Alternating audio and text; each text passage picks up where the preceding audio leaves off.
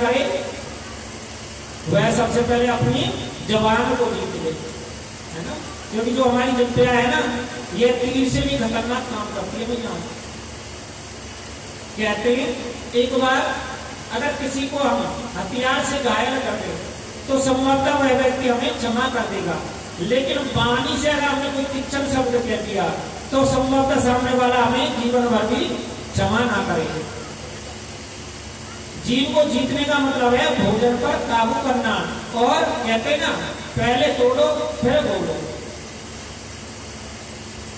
प्रहलाद जी कहते हैं बस मुझे यह आशीर्वाद दे कि प्रत्येक इंद्री को मैं आप में लगाए रखूं, आंखें मेरी ऐसी महान बन जावे, जैसे देखूं उसमें मुझे मेरे गोविंद ही दिखाई देवे, सर्वत्र परमात्मा को देखूं। प्रहलाद जी जब स्तुति करते थे, नरसिंह भगवान बोले कुछ वरदान मांगो, मेरा मन तुम्हें फल देने को है।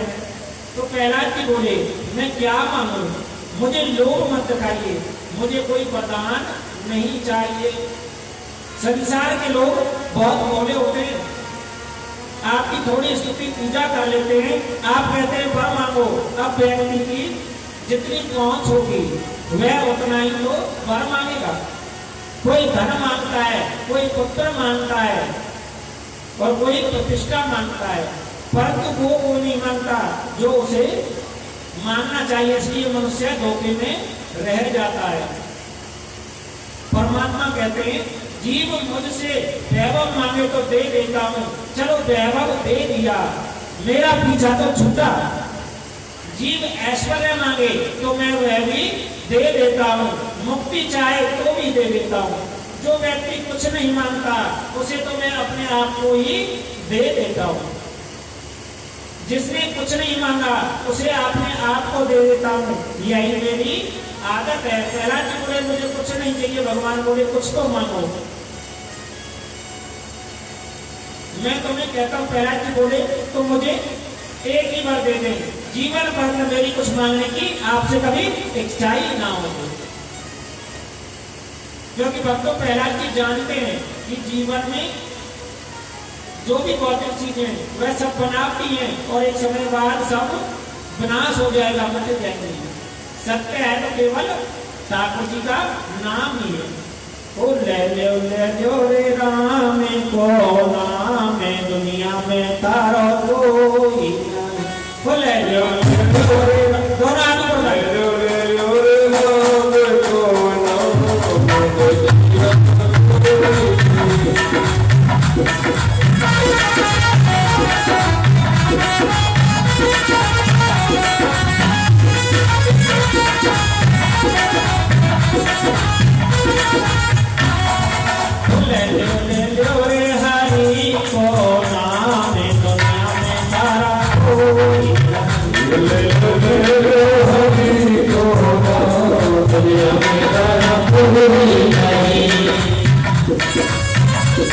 अच्छा भैया कौन मानती हो कि सिवाय ठाकुर जी के हमारा कोई नहीं है, ठाकुर जी के अलावा हमारा कोई नहीं है, कौन मानती है? आदो माने या भैया सब बातें आदो माने तो मानते रे हरि को आने दुनिया में तारा कोई दुनिया में तारा कोई।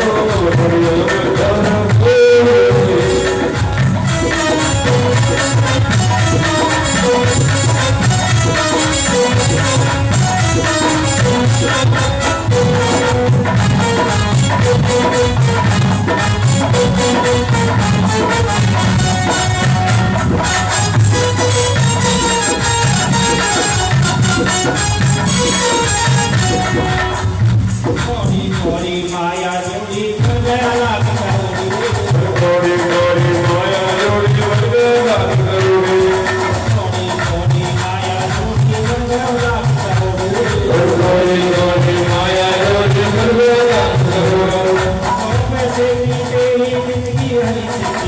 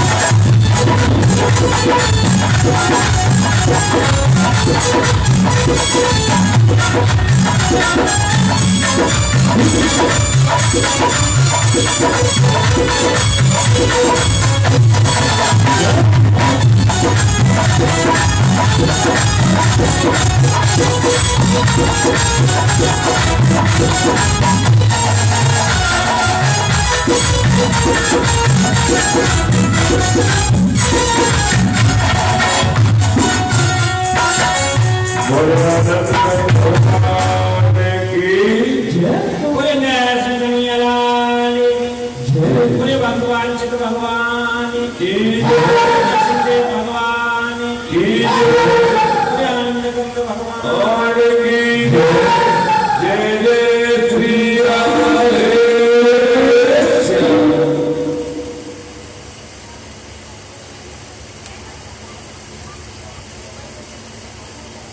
हाँ जी, 51 रुपये हमारे बलराम चेयरमैन साहब पुराना वो भी अपना सहयोग से दान कर रहे हैं।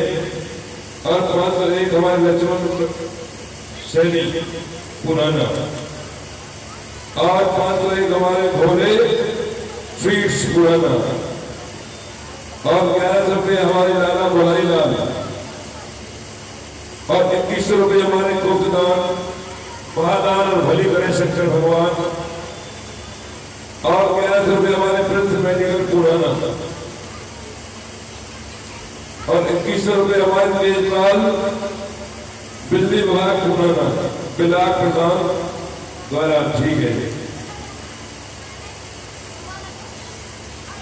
और हैप्पी मॉडर्न हाई स्कूल के संचालक द्वारा विशेष सहयोग किया जा रहा है। हम गुरु जी के लिए बार बार धन्यवाद करते हैं। और ठाकुर से विनती करते हैं कि ठाकुर जी ऐसा सहयोग इनसे मिलता रहे, इन पे कृपा दृष्टि बढ़ती रहे, इनके स्कूल में बच्चों की पढ़ाई अच्छी चलती रहे। बोल भाग्य बिहारी लाल की जय जय श्री राधे श्याम। राधे राधे राधे राधे कैश कन्हैया लाल की जय। और भैया आओ 3 दिन से जिसका इंतजार करो चतुर्थ वसना में कृष्ण जन्म की तरफ आगे बढ़ते हैं। अब आगे पहला की से आगे जो कथा आती है, आगे प्रकृति जी कहते हैं हम भगवान को याद नहीं करते, ऐसी बात नहीं है, बहुत याद करते हैं, लेकिन कब याद करते हैं जब संकट आता है हम लोगों को, और जब सुख आता है तब भगवान को हम आप सभी प्राय भूल जाते हैं। कहते हैं दुख में सुमिरन करे और सुख में करे न कोई, और जो सुख में सुमिरन करे तो ये दुख काय के होए, रामाय दुख काय के हो। कहते हैं एक त्रिकुट नामक पर्वत है, त्रिकुट का अर्थ होता है 3 प्रकार के शिखरों वाला, और यह पर्वत का नाम है त्रिकुट। उस पर्वत में सब प्राणी वास करते हैं। बड़े बड़े प्राणी, बड़े बड़े जीव जंतु उस पर्वत के अंदर वास करते हैं। इस त्रिकुट नामक पर्वत में मंगलमय कंदरा में एक हाथी रहता है जिसका नाम है गजेंद्र, और यह यहाँ पर सभी का राजा है। गजेंद्र के नाम से इसको विभूषित किया गया है। गजेंद्र का अवतार हाथियों का राजा, बड़ा शक्तिशाली था। उसके 50 पत्नियां थी वक्त, और 150 उसके पुत्र थे। जब वह अपनी पत्नी और वह पुत्रों के साथ सरोवर में नहाने गया तो यह सभी परिवार जल क्रीड़ा कर रहा था। उसी समय एक मगर ने आकर इसका पैर पकड़ लिया। ये अपनी शक्ति के अहंकार में चूर था कि मुझसे बड़ा और कोई नहीं है, मेरे अंदर 10,000 हाथियों का बल है, मेरा परिवार बहुत बड़ा है, और जल में नहाते हुए कीड़ा कर रहा था। उसी समय इसका पैर कहीं पर अटक गया। ऐसे लगा कि मेरा पैर कहीं अटक गया है। मैं इतना शक्तिशाली हूं कि एक झटके के साथ अपना पैर बाहर निकाल लूंगा। इसका पैर किसने पकड़ लिया? जल के अंदर ग्रह ने पकड़ लिया, और जब यह बाहर निकलने की इसने कोशिश करी तो यह अपना पैर नहीं छुड़ा पाया। इसने अपने पुत्रों से कहा, पुत्र मेरा पैर अंदर ग्रह ने पकड़ लिया है, मुझे छुड़ाओ। तो कुछ समय तक तो पुत्रों ने प्रयास किया, लेकिन जब इसे महीनों तक भी नहीं छुड़ा पाए तो पुत्र भी हार गए और बोले, पिताजी वैसे भी आप वृद्ध हो चुके हैं, अब तो दुनिया को आप छोड़ना ही है, आपके चक्कर में हम अपनी जिंदगी क्यों खराब करते। तो पुत्र भी इसे अकेला छोड़कर चले गए। इसने अपने 50 पत्नियों से कहा कि तुम्हारे लिए जीवन में मैंने इतना कुछ किया, कम से कम तुम इस समय मेरी सहायता करो। पत्नियों ने कहा कि तुम तो वैसे भी बूढ़े हो गए, आज ना कल तो सुधारोगे, हमें तो अपने बालकों के साथ में रहना है। और पत्नियां भी इसे छोड़कर चली गई। अब तो यह गजराज जल के बीच में अकेला रह गया, और कहते हैं कि 100,000 वर्षों तक गज और ग्राह का युद्ध जल के बीच चलता रहा, लेकिन 10,000 हाथियों का बल होने के बावजूद भी यह अपना पैर ग्राह के मुख से नहीं छुड़ा पाया। जब इसकी सूंड जल के अंदर डूबने लगी और केवल कितनी रह गई माताओं, जितना तिल होता है ना, तिल के बराबर इसकी सूंड रह गई। तो इसे सुमरन हुआ कि आखिर में आया क्यों था यहाँ पर? क्या मैं परिवार के साथ रहने आया था, या बच्चों के साथ रहने आया था, या दुनिया के रंग देखने आया था? नहीं, इसलिए तो हम नहीं आए। किस लिए आए थे? हम तो यहाँ पर ठाकुर जी के नाम का स्मरण करने आए थे, ठाकुर जी की प्राप्ति करने आए थे। और कहा यहाँ पर आकर हम दुनिया के रंग में रंग गए। जब इसे इतना स्मरण हुआ, तिल बराबर इसकी सूंड बची हुई है, और इसने याद किया, ये नाम भी नहीं जानता कि ठाकुर जी का नाम कैसे देना है। केवल इसने कहा कि जिसने सारी सृष्टि को रचा है और जिसने मुझे भी रचा है, अगर कहीं पर मेरी पुकार सुन रहे हो तो मेरी रक्षा करो, रक्षा दे, इस प्रकार चिल्लाने लगा। और भगवान भी चल दिए। भगवान किस पर चलते हैं? उनका वाहन है गरुड़। भगवान ने गरुड़ को बुलाया, लेकिन आज गरुड़ को भी अहंकार हो गया। गरुड़ ने कहा कि भगवान मेरे बगैर कहीं नहीं जा सकते, इसलिए थोड़ी और देर लगा दी। और जब पहुंचे तो भगवान ने कहा चलो जल्दी चलो, भगत की रक्षा करनी है।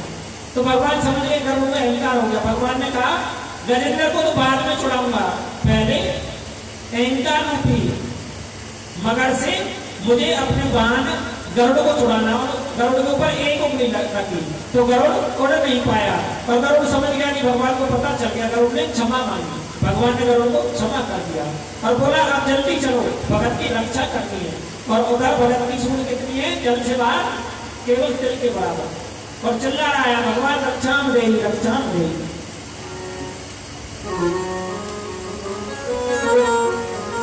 और कहते हैं भगवान का नाम हम पे आवे ना आवे कोई फर्क नहीं पड़ता, लेकिन अंतर मन से केवल हम जिस भी नाम से, और वैसे हम कहते हैं भगवान हर होते आए वो भगवान भगत के बस में होते आए, भगवान भगत के बस में होते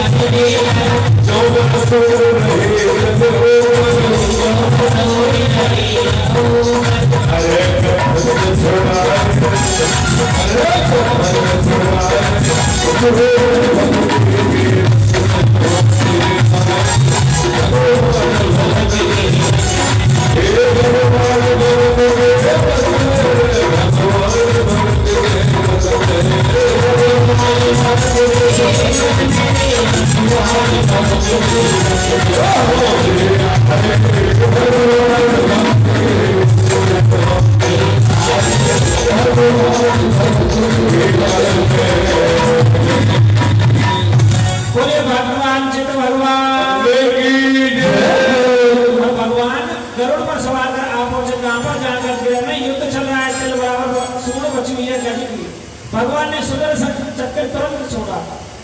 और सुदर्शन चक्र ने क्या किया? जो गिरा में पैर पकड़ा हुआ था, गिरा को प्राण अंत कर दिया और गज को पकड़कर भगवान ने जोर से बाहर निकाल दिया। अब प्रश्न उठता है कि भगवान ने गज की रक्षा की या ग्रह को उतार दिया? भगवान ने ग्रह को अपना रोक दिया और गज के भी प्राण बचाए। बोलिए भगवान से तो भगवान की और आगे कहते हैं कौन? सुखदेव जी, मैं तुमसे ये कह रहा था कि परीक्षित कि विश्वास को जीवन में अपनाओ, परमात्मा को कभी नहीं भूलो, हमेशा भगवान मेरे साथ में है, यह विश्वास मन में रखो। क्योंकि चाहे अंत समय ही सही है, जब गज को दिखाई के अंदर अंत समय है तो उसने प्रभु का ध्यान किया और प्रभु ने उसकी रक्षा की। तो प्रभु भूलो मत और भगवान मेरे साथ में है, यह हमेशा याद रखो। यह हमेशा याद रखो। प्रभु के चरणों में जो चढ़ जाए वह भूल कर भी हमारे पैरों में नहीं आना चाहिए। प्रभु को जो कुछ हम चढ़ाते हैं वह चीजें हमारे पैरों में नहीं आनी चाहिए। भक्तों, हमें ध्यान रखना चाहिए। दुर्वासा जी एक बार भगवान के धाम में गए। भक्तों, भगवान ने अपनी प्रसादी माला दुर्वासा जी को पहनाई। दुर्वासा जी उस माला को लेकर चले गए सीधे इंद्र के पास में। इंद्र ने संत दुर्वासा को स्वादिष्ट भोजन करवा दिया और दुर्वासा जी ने वह प्रसादी माला इंद्र को पहना दी। हाथी ने माला को तोड़कर और इंद्र ने क्या किया? वही माला अपने हाथी को पहना दी। अब हाथी को ठहरा जानवर और हाथी ने वही माला तोड़कर अपने पैरों के नीचे धर दी। तो जानते हो परिणाम क्या हुआ? इंद्र को लक्ष्मी जी से भ्रष्ट होना पड़ा। इंद्र के पूरे राज्य को बलि ने छीन लिया। दैत्य लोग सम्राट बन गए माताओं। फिर देवताओं को लक्ष्य करके प्रभु ने समुद्र मंथन करवाया। बासुकी नाग को बनाया रस्सी और मंदराचल पर्वत को बनाया रई। समुद्र का मंथन आरंभ हो गया। लेकिन उसमें से निकला क्या? मंथन हुआ अमृत की चाह में। लेकिन अमृत निकलना तो दूर, उसमें से क्या निकल पड़ा? जहर निकल पड़ा भैया। उस जहर को मेरे शंकर भगवान ने पान कर लिया। उसके बाद कामधेनु नाम की गाय निकली, जो गाय देवताओं ने ऋषियों को दान में दी। गाय के बाद सुंदर धनुष निकला, चंद्रमा निकला, कई कई प्रकार के रतन निकले और कई प्रकार की अप्सराएं निकली। लक्ष्मी जी का प्रागट्य वैभव, जो श्री नारायण जी की भार्या बनी। अमृत कलश को लेकर धन्वंतरी जी निकले। दैत्य लोग छुड़ाकर अमृत ले गए। किससे? देवताओं से। तो भगवान ने मोहिनी रूप धारण किया भक्तों और अमृत समझ देवताओं को बुलाकर दैत्यों को परास्त किया। अब शंकर जी उस रूप को देखने आए। कौन? हमारे भोलेनाथ आए भगवान का मोहिनी रूप देखने और देखते ही रह गए। मेरे कहने का तात्पर्य क्या है कि सेवा के कई अपराध होते हैं भक्तों। नाम जब तो भूलना सेवा का अपराध होता है। भगवान के चरणों में चढ़ी प्रसादी माला पैरों में डालना सेवा का अपराध है। फूल तुलसी जो परमात्मा को चढ़ाते हैं हम, हमारे पैरों में गिरे, यह सेवा का अपराध होता है। देवताओं को यद्यपि नारायण की कृपा से उन्हें विजय तो मिली, अमृत का पान कर लिया, उसका परिणाम यह हुआ कि जो 2-4 माला भगवान के नाम की जपते थे वह भी भूल गए। परमात्मा के नाम समझना बिगड़ी बने थोड़ी शक्ति है। बिगड़ी को बनाना है तो मेरे गोविंद के नाम को जपना ही होता है। गोविंद के नाम में सामर्थ्य है। हम कितनी भी ऊंचे पद पर बैठे होंगे, गोविंद के नाम सतनाथ के बगैर मोक्ष नहीं मिल सकता। इसलिए चैतन्य देव जी ने कहा परमात्मा के नाम से बढ़कर वर्तों मुक्ति का कोई दूसरा साधन नहीं है। देवता अमृत को पीकर अभिमानी हो गए, उनमें अहंकार आ गया और गोपाल को भूल गए। कल्याण होगा कैसे? प्रहलाद जी के पुत्र जो बलि महाराज हैं, जो दैत्यों के राजा हैं, उन बलि महाराज को परम संत कहते हैं। 12 भागवतों में बलि का नाम भक्तों आता है।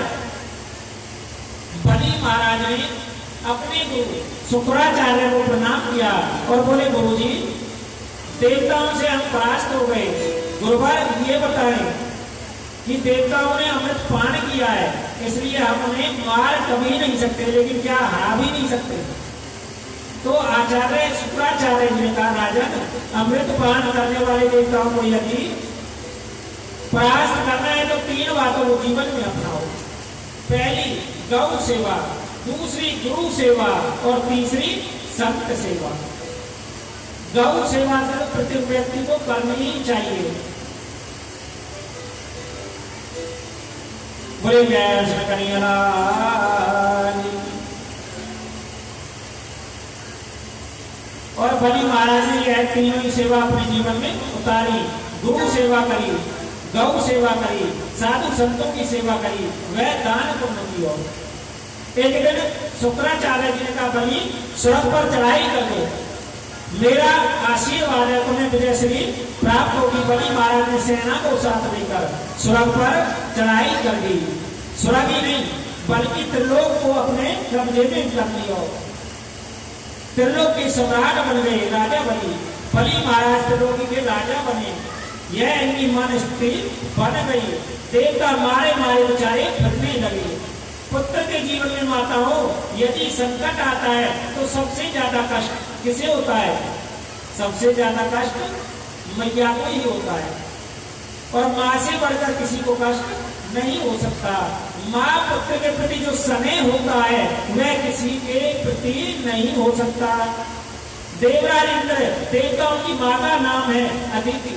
माता अदिति अपने महल में आज उदास बैठी है, शांत बैठी है। भगवान श्री कश्यप जी ने माता जी से पूछा कि आजकल आप इतनी उदास क्यों रहती हो? क्या बात है? आपका पूजा पाठ में, नित्य कर्म में भी अब मन नहीं लगता। क्योंकि जिनको रोज मंदिर जाने की आदत होती है मैया, वह एक दिन भी नहीं जाने तो उनका मन उदास हो जाता है। तो मैया कहती है, मेरे पुत्र देवताओं के स्वर्ग को राजा बलि ने उनसे छुड़ा लिया है। देवताओं को इस स्वर्ग को ही क्या, तीनों लोगों को बलि ने अपने कब्जे में ले लिया है। यही मेरे दुख का कारण है। हे भगवान, मैं अनिष्ट किसी का नहीं करना चाहती, किसी को मारना नहीं चाहती, क्योंकि दोनों ही मेरे पुत्र हैं। ऐसा कोई पुत्र मेरे घर जन्म लेकर आवे, मेरे पुत्र इंद्र के सुख को वापस उसे दिला दे। ऐसी कोई बुद्धिमान बालक मेरे घर में जन्म दे दे। कितने संकट की बात है। आज मेरे पुत्र इंद्रादी मारे मारे भटक रहे हैं। भगवान कश्यप ने अपनी पत्नी को समझाया, देवी कौन किसका पुत्र, कौन किसकी माता, यह वो मात्र है। मुझे ही जी की ऐसी परिस्थिति बने जाती है। हम हमारे घर में बैठे हैं और सत्य भी है। जब एक घटना देखो, कहीं कुछ हो जाए, कहीं कोई घटना घटित हो जाए, वह मेरे मिलने वाले का भी मिलने वाला है, तो हम कहेंगे भैया बड़ो बुरा हुआ, वहां पर फलानी घटना घटित होगी, और ना जानते होंगे तो चुपचाप साइड से निकल जाते हैं। यही सत्य है। और भैया आपको आगे बताऊं, माता अदिति ने जो तपस्या की वह भगवान ने स्वीकार कर दी। और आगे महीना कौन सा आयो? कौन सा महीना आया भैया? हो महीना आगो भादो को। और ये भादो को महीना है ना भैया, ये बड़ा श्रेष्ठ है भादो को महीना। हमारी जो राधा रानी जी है ना, उनको अवतार किस महीने में हुआ बताओ भैया, जल्दी जल्दी। राधे राधे कर रहे हो आप 4 दिन से। राधे रानी जी को जन्म किस महीने में हुआ? भादो में हुआ। और जो हमारी गुलाब जामुन की कथा आगे आने वाली है, कृष्ण कन्हैया लाल जी की, माता ने छोड़ दी, वो किस महीने में आए भैया? वो भी भादों में आए। और श्री राम जी, बलराम जी का अवतार भी भादों में हुआ भैया। और वामन अवतार का प्रागट्य भी भादों में हुआ। बोलिए वामन भगवान। सुखदेव स्वामी जी ने राजा परीक्षित को श्रीमद् भागवत कथा भी, जो आज आप भागवत कथा का श्रवण भैया कर रहे हैं ना, यह भागवत कथा भी सुखदेव जी महाराज ने परीक्षित को कब सुनाई? भादो मास में सुनाई भैया।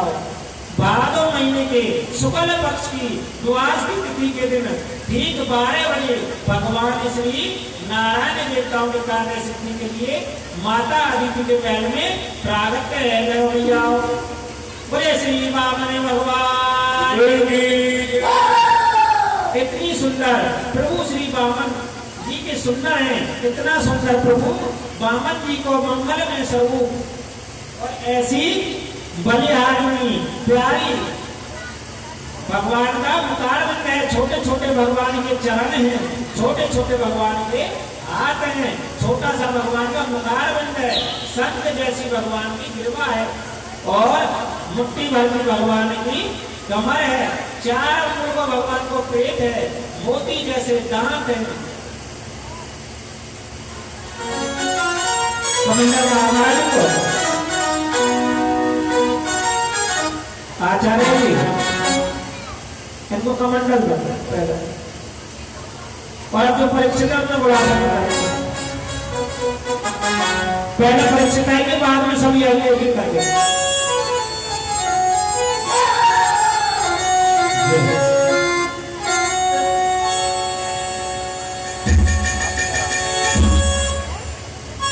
और पाए राजा बलि के द्वार, वामन अंगुल के भगवान।